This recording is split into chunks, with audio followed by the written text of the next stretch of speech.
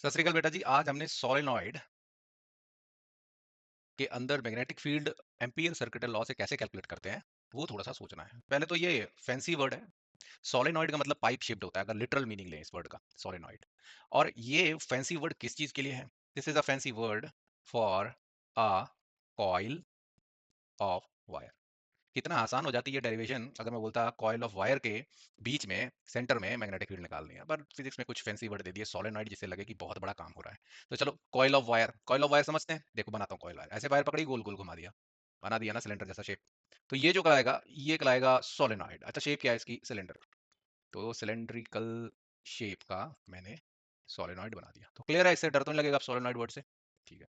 दूसरा बात, थोड़ा सा डायग्राम जो है वो किस तरह से बनाना है उसमें आपको थोड़ी सी हेल्प कर देता हूँ। देखो सोलेनॉइड ज्यादातर ना किसी चीज पे लपेटे जाते हैं, तो हमें एक स्केल ले लेना है। Let me have a scale here.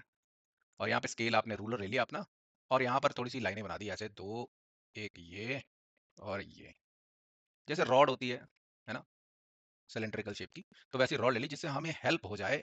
अब इस पर हमने अपनी वायर जो है वो बांध देनी है। तो दो लाइनें बनाई। अब देखो वायर कैसे बांधनी है। तो यहाँ से मैं वायर लेके आता हूँ और इसको बस ऐसे लपेटना बेटा, ये लपेट दिया देखो, ऐसे, है ना, ऐसे हमने इसको लपेट दिया। तो ये पीछे जा रही है देखो यहाँ से, और फिर यहाँ से आगे आ रही है, और फिर मैं आगे इसको लपेटते जा रहा हूँ, है ना, सिंपल। तो इस तरह से क्या है, शेप थोड़ी सी अच्छी दिखेगी आपकी। अब क्या कर सकते हैं, वायर को बाहर तो निकाला नहीं, वायर को बाहर निकाल देता हूँ। तो वायर जो है यहाँ से पीछे जाएगी और यहाँ से ऐसे निकल जाएगी, है ना, और यहाँ से तो अंदर जा रही है। तो क्लियर है। अब थोड़ा सा ब्यूटिफिकेशन, थोड़ा सा सुंदर बना लेते हैं इसको। इसको थोड़ा सा सिलेंड्रिकल जैसे शेप दे देते हैं यहाँ से। अब आपको ये सोलेनाइड नजर आ रहा होगा, है ना, इस तरह से। और यहाँ से ऐसे दिखा देते हैं कि यहाँ से ये ऐसा बन जाता है। स्केचिंग ही है। तो यहाँ तक तो क्लियर है। अगर आप करंट बोलेंगे तो करंट कौन सी डायरेक्शन में होगा वो हम पे डिपेंड करेगा। हमने करंट मान लीजिए जिस तरह से वायर लाए ना उसी डायरेक्शन में करंट भी दिखा देते हैं, है ना। तो याद रखना, जैसे वायर लपेटी उसी डायरेक्शन में करंट बोल दिया, तो इस तरह से कुछ हमारा हो जाएगा, है ना। ये सब सेम डायरेक्शन होगा। क्यों? देखो जरा, ये वायर जाएगी ना अंदर और पीछे से आएगी, और जब लपेट के आगे लाओगे फिर से वो सेम डायरेक्शन होगी। तो सबका सेम होना है। और बाहर आते वक्त करंट गया है ऐसे, और ऐसे बाहर आ जाना है। तो ये हमारे करंट की और सोलोनाइड बनाने की थोड़ी सी ट्रिक होगी। अब मैं थोड़ा सा फेयर बना लेता हूँ इसको, और फिर आगे डेरिवेशन स्टार्ट करते हैं। तो चलो डेरिवेशन स्टार्ट करते हैं। हमें क्या करना है, हमें मैग्नेटिक फील्ड ढूंढनी है inside a current carrying solenoid, और यूज करेंगे एम्पियर सर्किट लॉ। चलो स्टेप बाय स्टेप करते हैं। पहले तो एक फेयर सी ड्राइंग बना लेता हूँ। ये रहा रॉड जिस पे बांध देना है, ट्रांसपेरेंट जैसा समझो इसे, है ना, इस तरह से हमने बांध देना है। और ये मान लो एक बीच में से ना सेंटर से इसके लाइन गुजारी है। इससे थोड़ा सा आइडिया लगेगा कि जो हम पॉइंट मानेंगे वो कहाँ जैसे है। वो सरफेस पे नहीं, इसके अंदर होगा, इसलिए ये एक्सेस थोड़ी सी हमें हेल्प करेगी वो इमेजिन करने में। तो चलो यहाँ पर देख लेते हैं। यहाँ पर बांध दी हमने वायर। ठीक है, करंट इस तरफ जा रहा है, इस तरफ डायरेक्शन में ऐसे जा रहा होगा, पीछे जाएगा, फिर इस तरफ से, और इस तरफ से फाइनली निकल जाएगा। अब ना इसके सेंटर पे हमें एक पॉइंट लेना है, और वो अच्छे से दिखे ना उसके लिए हमें क्या करना है कि यहाँ पर अगर मैं इसको राइट में साइड भी दिखा दूं, मतलब आप यहाँ से देखो इस साइड से, तो आपको ये वाला गोल सिरा दिखेगा, बिल्कुल परफेक्ट सर्कल, कुछ इस तरह का, है ना। तो ये जो वायर है ना, ये वाली सेंटर वाली वायर इसके पीछे है, मतलब इसके सेंटर में है, तो वो यहाँ पर बड़ा अच्छा दिख जाएगा आपको। तो कुछ इस तरह से पॉइंट है ना, ये हो गया इनसाइड। तो ये दिखाना यहाँ पर बहुत अच्छा सा दिख जाएगा, यहाँ सेंटर पे पॉइंट है। और ये यहाँ से थोड़ा सा ऐसा लगेगा सरफेस पे है, तो याद रखना ये सरफेस पे नहीं है पॉइंट, ये जो एक्सिस सेंटर से गुजारी ना सिलेंडर के, जिसके अराउंड हमने वायर कॉइल की हुई है, तो उसके सेंटर में इस एक्सिस पर ये पॉइंट है, जो हमारे राइट साइड में बहुत अच्छे से दिखता है कि ये सेंटर में किस तरह से है। तो ये अंडरस्टैंडिंग हो गई। तो हमें पॉइंट मिल गया जहाँ पर मैग्नेटिक फील्ड हमें बनानी है, बतानी है। वो पॉइंट हमें मिल चुका है, हम समझ भी गए कहाँ जैसे ये रखा हुआ है। अब लगाते हैं जी एम्पियर सर्किट लॉ। पहला स्टेप क्या होता है? पहला स्टेप होता है सर, आप लूप कोई मान लीजिए। तो हम यहाँ पर एक स्क्वायर शेप की लूप ले लेंगे। अब आप बोलोगे सर स्क्वायर क्यों ली, है ना। देखो इससे फायदा होने वाला है, आपको आगे दिखेगा मैंने ये क्यों लिया है। तो स्क्वायर शेप ले ली, मान लो इसकी जो लेंथ है वो एल है ना, लेंथ एल मान लो एक किसी भी साइड की। तो इस तरह के हमने लूप ले ली, और ये बेटा याद रखिए ये उस पॉइंट से, जो हमारे पॉइंट पे जिस पे हमने यहाँ पर मैग्नेटिक फील्ड निकाली थी ना, तो वो सरकमफेरेंस पे आ रही है। लास्ट डेरिवेशन में भी ऐसे ही हुआ था। यहाँ पे बस शेप सर्कुलर ना होकर स्क्वायर टाइप ले ली है। और अगर आप यहाँ इस व्यू में देखना चाहते हैं तो इस तरह से आपको कुछ दिखेगी। ठीक है, तो यहाँ पर थोड़ा सा समझ लिए डायग्राम को। यहाँ मैंने नाम दे दिए इनको, एजेस को ए बी सी डी, है ना। तो अगर आप यहाँ पे राइट साइड से इस तरफ से देखेंगे ना, तो गोला दिखेगा, और ये बी सी साइड, ये वाली साइड है, यही दिखेगी आपको। और दूसरी साइड देखो छोटी सी दिखा दी है ए और बी, मतलब थोड़ा सा 3D फिगर में आपको समझ आ जाए बिल्कुल क्लियर। तो आई थिंक इससे क्लियर हो गया कि हमने लूप किस तरह से डाली है और कहाँ पर हमारा पॉइंट है। सर लूप बना ली, डायरेक्शन तो बताओ। नहीं, डायरेक्शन में हम करते हैं चीटिंग। क्या? हम देख लेते हैं कि मैग्नेटिक फील्ड की डायरेक्शन क्या है, और वही डायरेक्शन जो है लूप की डायरेक्शन भी ले लेते हैं। अब मैग्नेटिक फील्ड की डायरेक्शन इस पॉइंट पे कैसे होगी, थोड़ा सा समझते हैं। देखो इस लूप को थोड़ा सा हटाता हूँ यहाँ से। तो अगर मुझे सिर्फ इस वायर की चिंता करनी हो, थोड़ा सा करंट डाल देता हूँ यहाँ पे,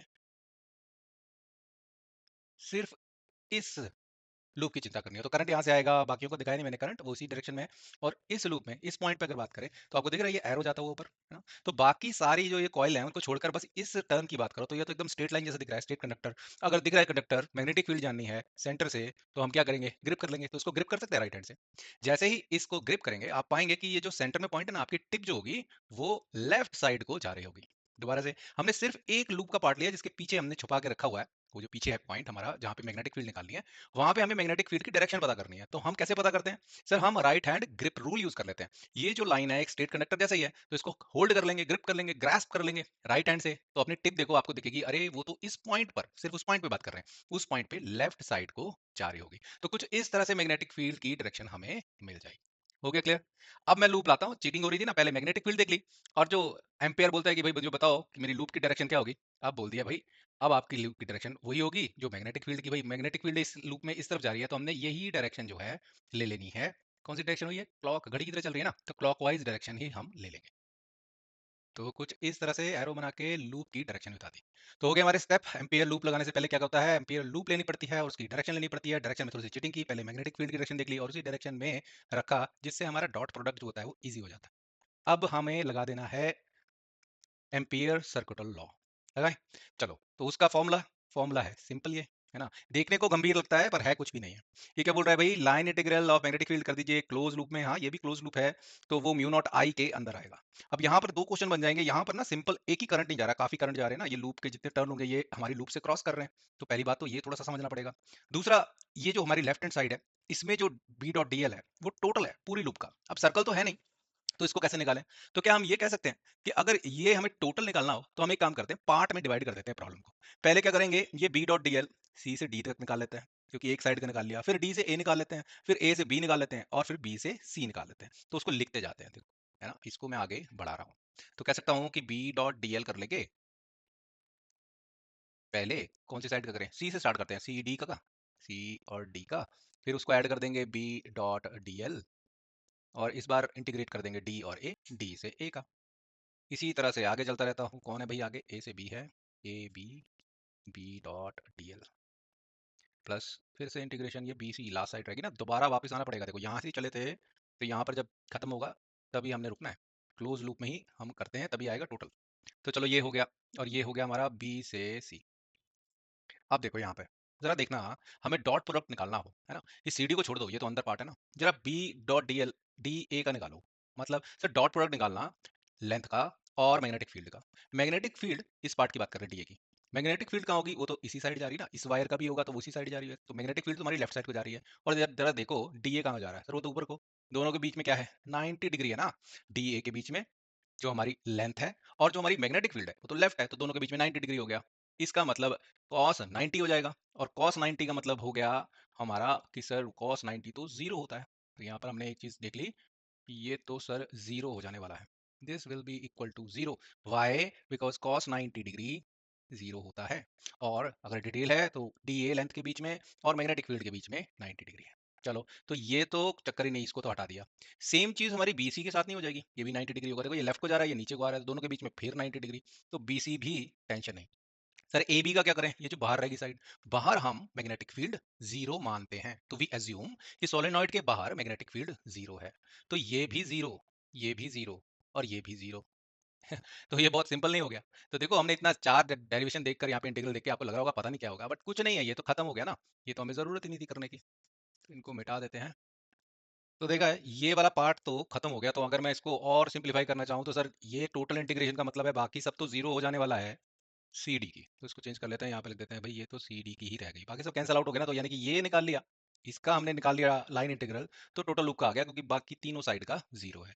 ये हमारी सॉर्ट हो गई है। यहाँ पर थोड़ा सा और बता सकते हैं चेंज, क्योंकि इंटीग्रेशन का एक रूल होता है क्या, कांस्टेंट चीज को बाहर ले लीजिए, है ना। पहले तो इसको सॉल्व करते हैं सर, इसमें क्या हो जाएगा, बी का मैग्नीट्यूड इंटू डी एल का मैग्नीट्यूड इंटू कॉस, कितना एंगल है भाई। अगर ये लूप की डायरेक्शन भी ये है तो कोई भी एलिमेंट डी एल होगा उसकी डायरेक्शन भी यही होगी जो लूप की है, और मैग्नेटिक फील्ड भी इस तरफ ही है, दोनों लेफ्ट को जा रही हैं, दोनों के बीच में कोई एंगल नहीं है, तो कॉस हो जाने वाला है 0 डिग्री। तो ये हो जाएगा हमारा इंटीग्रेशन सी डी का बी और डी एल की गुणा।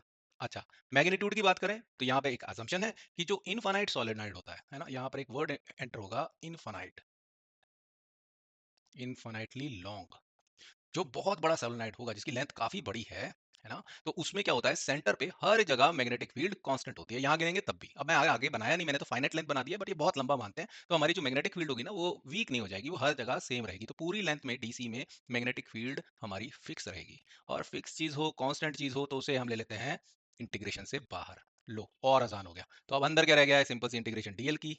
डीएल की इंटीग्रेशन क्या होगी भाई, इस लूप की लेंथ मान लो एल है, तो उसकी लेंथ हो जाएगी पी इंटू लेंथ मान लो एल।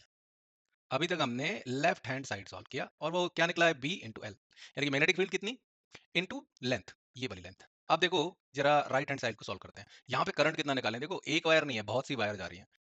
यहाँ पर एक वेरिएबल यूज करेंगे एन, जिसे बोलते हैं number of turns per unit length. कोई भी सोलेनॉइड हो ना, उसमें नंबर ऑफ टर्न्स कितने हैं पर यूनिट लेंथ में, वो हमें पता होती है चीज, तो ये जो एन है ये यूज कर लेंगे।